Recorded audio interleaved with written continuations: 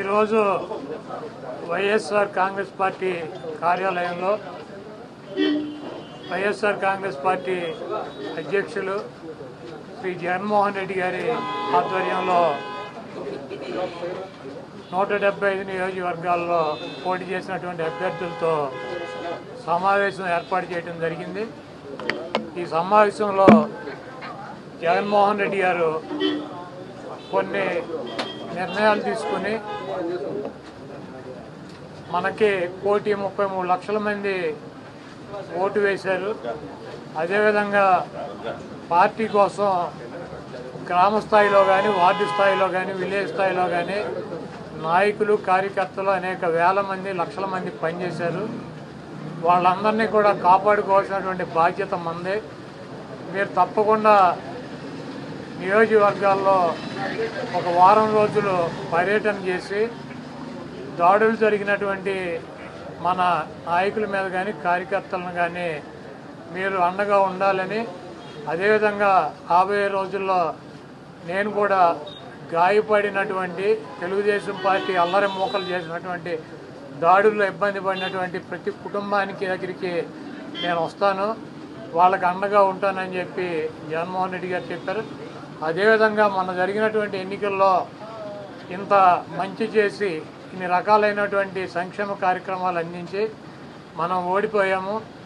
ఇది ఒక మిరాకిల్గా ఉంది. దేశవ్యాప్తంగా కూడా మన దగ్గర ఆధారాలు లేవు, అయినప్పటికీ దేశవ్యాప్తంగా మరి శకుని మామ ఎలా అయితే పాచికలు ఎలా కావాలంటే అలా వేస్తాడో అలా తెలుగుదేశం పార్టీ, జనసేన, బీజేపీ కావాల్సినట్టు అక్కడ పాచికలు పడినాయి అని చెప్పి మా పార్టీ కానీ, జగన్మోహన్ రెడ్డి గారిది కానీ, మాది కానీ అభిప్రాయం. అదేవిధంగా రేపు రాబోయే రోజుల్లో ఈ 6 నెలలు కూడా కొంత టైం ఇచ్చి చూద్దాము. ఆ తర్వాత చంద్రబాబు నాయుడు చెప్పినటువంటి దొంగ హామీలని ఎట్టి పరిస్థితుల్లోనూ నెరవేర్చలేడు. ఎందుకంటే ఇవాళ చూసాం, సూపర్ 6 అని పెట్టాడు. ఆ సూపర్ 6లో 18 సంవత్సరాలు దాటినటువంటి ప్రతి మహిళకి 1,500 పెన్షన్ ఇస్తానన్నాడు. రేపు 1వ తారీఖు ఇస్తున్నాడా? దాని గురించి మాట్లాడట్లా. 3 గ్యాస్ సిలిండర్లు ఇస్తానని చెప్పాడు, దాని గురించి మాట్లాడట్లా. బస్సుల గురించి మాట్లాడట్లా. అదేవిధంగా బీసీ కానీ, ఎస్సీ కానీ, ఎస్టీ కానీ వర్గాలకి 50 సంవత్సరాలు దాటిన వాళ్ళకి పెన్షన్ ఇస్తానని చెప్పాడు సూపర్ 6లో. దాని గురించి మాట్లాడట్లా. అది ఎప్పుడు ఇస్తాడో చెప్పట్లా. అదేవిధంగా ఇంకోటి 20 లక్షల మందికి నిరుద్యోగులకి ఉద్యోగాలు ఇప్పిస్తాను, ఉద్యోగాలు కనుక ఇప్పించలేకపోతే ఈ లోపు 3,000 రూపాయలు నిరుద్యోగ వృత్తి కూడా ఇస్తానని చెప్పి సూపర్ 6లో పెట్టాడు. మొన్న తెలంగాణలో హరీష్ రావు గారు మాట్లాడుతూ చెబుతున్నాడు, చంద్రబాబు నాయుడు గారు చెప్పిన వాగ్దానాన్ని ఏమీ చెప్పాడు. 1,000 రూపాయలు ఈయన పెంచింది. ఇప్పుడు వచ్చి 3,000 ఆల్రెడీ ఇచ్చేది జగన్మోహన్ రెడ్డి గారు. 3,000 ఇస్తా అంటే ఈయన వచ్చి 1,000 ఇచ్చాడు. మీరు అక్కడ 2,000 ఇస్తా అంటే రేవంత్ రెడ్డి 4,000 చేయాలి కాబట్టి అక్కడ ఇబ్బంది పడుతూ ఉంటాడు. ఇంకా ఈయన సూపర్ 6 అని చెప్పి ప్రతి మహిళకి 1,500 రూపాయలు ఇస్తాడు 18 సంవత్సరాలు దాటిన వాళ్ళకి. మరి ఆ వాగ్దానం ఎప్పుడు చేస్తాడు? రేపు 1వ తారీఖు ఇవ్వరా? కాబట్టి తెలుగుదేశం పార్టీ ఆయన ఇచ్చినటువంటి వాగ్దానాలను, చంద్రబాబు నాయుడు చేసినటువంటి వాగ్దానాలని పక్కదారి పట్టించడానికి ఊరికినే నిన్నేమో పోలవరం వెళ్ళి వచ్చాడు సోమవారం, మళ్ళీ గురువారం ఏమో అమరావతి వెళ్ళి వచ్చి అక్కడ ఎన్ని తిరిగి ఈయన కాలక్షేపం కబుర్లు, కాలక్షేపం మాటలు, ఊరికినే ఆయన వెళ్ళి అటు ఇటు తిరిగి రావటం తప్పించి ఎప్పుడు నువ్వు సూపర్ 6 అమలు చేస్తున్నావు స్పష్టంగా చెప్పాలని చెప్పి మేము డిమాండ్ చేస్తున్నాం. ఇప్పుడు ఇది ప్రజాస్వామ్య దేశం. ఎవరిని టార్గెట్ చేసుకున్నప్పుడు నేను పోయినంత మాత్రాన నన్ను టార్గెట్ చేస్తే వైఎస్ఆర్ కాంగ్రెస్ పార్టీ ఏం ఆగదు. జగన్మోహన్ రెడ్డి గారు ఇంటికి కూడా వీళ్ళు ఏం పీకలేరు. నన్ను కాదు, జగన్మోహన్ రెడ్డి గారినే టార్గెట్ చేస్తారు. ఇక్కడ మీరున్న సెక్యూరిటీ అంతా తీసేసి, గన్మెన్లను తీసేసి, ఇంకా 15 రోజులు ఎలక్షన్ జరగలేదు, కమిటీ సిఫార్సులు రాలేదు, ఇక్కడ మొత్తం అంతా కూడా సెక్యూరిటీ తీసేశారు కదా. తీసేసి ఎల్లో మీడియా కెమెరాలు పట్టుకొచ్చి జగన్మోహన్ రెడ్డి గారి ఇంట్లోకి ఎట్టేళ్ళాలి, గోడ దూకి ఎట్టేళ్ళాలి, ఇవన్నీ కూడా వాళ్ళే చూపిస్తున్నారు. కాబట్టి ఇక్కడ టార్గెట్ ఎవరు దొరికితే ఆ టార్గెట్. ఇటువంటి వాటికి భయపడే ప్రసక్తి లేదు.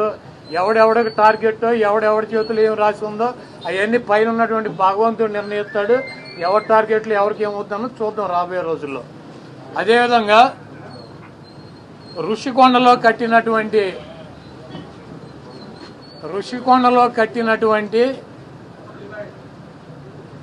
పర్యాటక కేంద్రంలో కట్టినటువంటి భవనాలనే ఈ సిగ్గు ఎగ్గు లేనటువంటి తెలుగుదేశం పార్టీ, ఈ సిగ్గు ఎగ్గు లేనటువంటి ఎల్లో మీడియా అది జగన్మోహన్ రెడ్డి గారి నివాసం అని చెప్పి చూపిస్తున్నారు 3 రోజుల నుంచి. వెళ్ళి జగన్మోహన్ రెడ్డి గారు అక్కడ నివాసం ఉన్నాడా? జగన్మోహన్ రెడ్డి గారు 2014 నుంచి 19 దాకా ప్రతిపక్ష నాయకుడిగా ఉన్నాడు. ఆయన కార్యాలయం లోటస్ పాండ్, ఇల్లు లోటస్ పాండ్. ఆయన లోటస్ పాండ్ హైదరాబాద్ నుంచే ప్రతిపక్ష నాయకుడికి ఉన్న 5 సంవత్సరాలు నడిపాడు. ముఖ్యమంత్రి అయిన తర్వాత 5 సంవత్సరాలు ఈ తాడేపల్లిలో ఉన్నటువంటి ఇల్లు క్యాంప్ ఆఫీస్ ఇక్కడి నుంచే నడిపాడు ఆయన కార్యాలయాన్ని కానీ ఇంటిని కానీ. జగన్మోహన్ రెడ్డి గారి రక్తంలో లేదు. ప్రభుత్వం కట్టించినటువంటి ఇళ్లలో ఉండటం కానీ, ప్రభుత్వం కట్టించినటువంటి గెస్ట్ హౌస్లో ఉండేటువంటి కర్మ జగన్మోహన్ రెడ్డి గారికి పట్టల. జగన్మోహన్ రెడ్డి గారు వైజాగ్లో సొంత ఇల్లు కట్టుకున్నాక అక్కడ షిఫ్ట్ అవుతాడు. అంతేగాని టూరిజం ప్లేస్లో కట్టినటువంటి ఆ హౌస్లో జగన్మోహన్ రెడ్డి గారు వెళ్తాడని చెప్పి ఎవడు చెప్పాడు వీళ్ళకి, వెధవులకే? అది జగన్మోహన్ రెడ్డి గారి కోసం కట్టించుకున్నటువంటి ఇల్లు అని చెప్పి రకరకాలైనటువంటి కథనాలు రాస్తున్నారు. అది ఒక అంతర్జాతీయ రాజధానిగా తీర్చిదిద్దాలన్నదే వైఎస్ఆర్ కాంగ్రెస్ పార్టీ లక్ష్యం. దాన్ని రాజధాని చేయాలన్నదే ఆ రోజు నిర్ణయించుకున్నాం. కాబట్టి అక్కడ ఇంటర్నేషనల్ సెమినార్లు జరుగుతున్నాయి. అనేక మంది ఇంటర్నేషనల్ సంబంధించినటువంటి దేశ విదేశాల నుంచి అనేక మంది పారిశ్రామికవేత్తలు వస్తున్నారు. కనీసం వాళ్ళకి సౌకర్యం ఉండటానికి అవకాశం లేనటువంటి పరిస్థితి ఉంది. కాబట్టి ఉత్తరాంధ్రలో ఉద్దానంలో దాదాపు 700 కోట్ల రూపాయలు పెట్టి హాస్పిటల్ కట్టించారు కిడ్నీ పేషెంట్ల కోసం అని చెప్పి. అదేవిధంగా విజయనగరం కావచ్చు, లేదా పార్వతీపురం కావచ్చు, ఉత్తరాంధ్రలోనే 650 కోట్ల రూపాయలు పెట్టి ఒక్కొక్క మెడికల్ కాలేజీ కట్టించారు. అదేవిధంగా టూరిజం ప్లేస్లో అంతర్జాతీయ సంస్థలు కానీ వ్యక్తులు కానీ వచ్చినప్పుడు అక్కడ ఒక విధి ఉండాలని చెప్పి ఒక మంచి భవనాన్ని నిర్మిస్తే 7 బిల్డింగ్లు అయ్యి, ఒక బిల్డింగ్ కాదు 7 బిల్డింగుల్లో జగన్మోహన్ రెడ్డి గారు ఉండరు. 7 బిల్డింగులు కట్టారు. ఆ 7 బిల్డింగుల్లో 7 బ్లాకుల్ని చూపించేది జగన్మోహన్ రెడ్డి గారు 450 కోట్ల రూపాయలు పెట్టి ఇల్లు కట్టుకున్నారని చెప్పి ఈ దుర్మార్గమైనటువంటి ప్రచారం చేస్తున్నారు. ఇవన్నీ కూడా ప్రజలు గమనిస్తారు. చంద్రబాబు నాయుడుకి ఇచ్చినటువంటి వాగ్దానాలు నెరవేర్చలేక నీకు సూపర్ 6లో పెట్టినటువంటి వాగ్దానం 1500 రూపాయలు ఇస్తానని చెప్పావా, చెప్పలేదా? 18 సంవత్సరాలు దాటిన వాళ్ళకి రేపు 1వ తారీఖు నీకు దమ్ముంటే 20 లక్షల మంది నిరుద్యోగులకు 3000 ఇస్తానని చెప్పావా లేదా? దాని గురించి చెప్పండి. నువ్వు దొంగ వాగ్దానాలు చేసి అధికారంలోకి వచ్చావు. నువ్వు దాని గురించి మాట్లాడండి. ముందు మీరు ఈ వాగ్దానాలను డైవర్ట్ చేయాలని చెప్పి ఒకటి తీసుకెళ్ళి 4 కెమెరాలు బాత్రూములు లెట్రిన్లు టబ్బుల్లో పెట్టి 30 లక్షలు పెట్టి బాత్రూమ్ కట్టాడు. జగన్మోహన్ రెడ్డి గారు ఇల్లు అది. జగన్మోహన్ రెడ్డి గారు ఎప్పుడన్నా ప్రభుత్వ కార్యాలయాలు ఉన్నాడా? జగన్మోహన్ రెడ్డి గారు ఎప్పుడన్నా ప్రభుత్వం గెస్ట్ హౌస్లో ఉన్నాడా? జగన్మోహన్ రెడ్డి గారు ఇల్లు కట్టించుకుని వెళ్తాడు వైజాగ్. నీకు మళ్ళీ ఎవడో కొంపలో దూరేటువంటి పరిస్థితి జగన్మోహన్ రెడ్డి గారికి ఉండదు. కాబట్టి జగన్మోహన్ రెడ్డి గారికి కట్టించినటువంటి ఇల్లు కాదు అది టూరిజం సంస్థ ద్వారా టూరిజానికి సంబంధించి కట్టించినటువంటి 7 బ్లాకులు వాటిని కట్టారు. వాటికి 400 కోట్ల రూపాయలు ఖర్చు పెట్టి అంతర్జాతీయ సెమినార్లు పెట్టినప్పుడు రాష్ట్రపతితో ప్రధానమంత్రి ఈ రాష్ట్రానికి రాజధాని కాబట్టి అది విఐపీలు వచ్చినప్పుడు అక్కడ వసతి గృహాలు ఉండాలని చెప్పి వాటిని అంతర్జాతీయ స్థాయిలో నిర్మించారు తప్పించి అది జగన్మోహన్ రెడ్డి గారి కోసం కట్టినటువంటి ఇల్లు కాదు. ఫర్నిచర్ అంతా ప్రభుత్వం ఫర్నిచర్ అంతా కూడా వాడుకుంటున్నారు. ఫర్నిచర్ దొంగ అంటూ కూడా టీడీపీ నేతలు కోడేశ్వర ప్రసాద్ గారు అసెంబ్లీలో ఉండాల్సినటువంటి ఫర్నిచర్ని తీసుకువెళ్ళి ఎక్కడేసాడు? ఆయన బైక్ షోరూమ్లో వేసుకున్నాడు. అసెంబ్లీలో ఉండాల్సినటువంటి ఫర్నిచర్ బైక్ షోరూమ్లో వేసుకుంటే వాడిని దొంగ అంటారు. సీఎం క్యాంపు కార్యాలయానికి ప్రభుత్వం వచ్చినటువంటి విజిటర్స్ కోసం ఒక కార్యాలయం సీఎం జగన్మోహన్ రెడ్డి గారి కార్యాలయం అయితే ఒక 10 మంది 20 మంది కూర్చుంటాకుంటుంది. ఒక ముఖ్యమంత్రి కార్యాలయం కాబట్టి అక్కడ అదనపు వసతులు కావాలని చెప్పి ప్రభుత్వం కల్పిస్తుంది.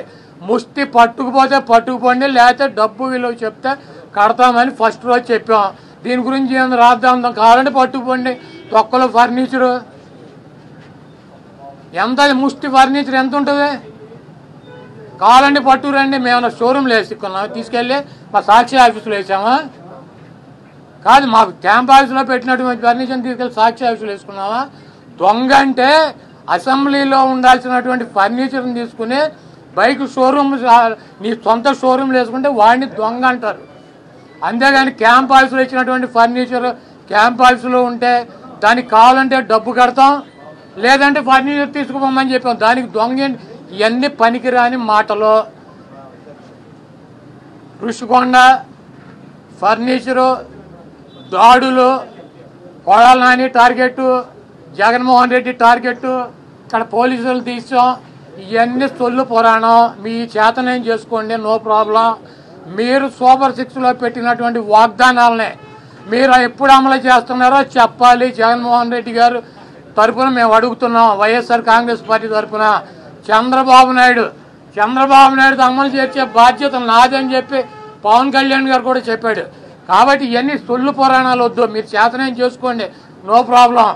మీరు ఎవరిని చంపేయాలో చంపేయండి, ఎవరిని కొట్టాలని ఉన్నారు కొట్టండి, ఏం చేయాలని ఉన్నారు చేసుకోండి. మీరు సూపర్ 6లో ఇచ్చినటువంటి వాగ్దానాలనే 1వ తారీఖు నుంచి 4000 పెన్షన్తో పాటు అమలు చేస్తున్నారా లేదా, దీనికి స్పష్టంగా సమాధానం చెప్పండి. సార్, జగన్ గారి యాత్ర ఎప్పటి నుండి స్టార్ట్ అయ్యే అవకాశం ఉందండి? దాడులకు గురైన వారు సుమారుగా అంటే పలానా టైం అని అనుకోలేదు, ముందు మమ్మల్ని వెళ్ళమన్నారు, తర్వాత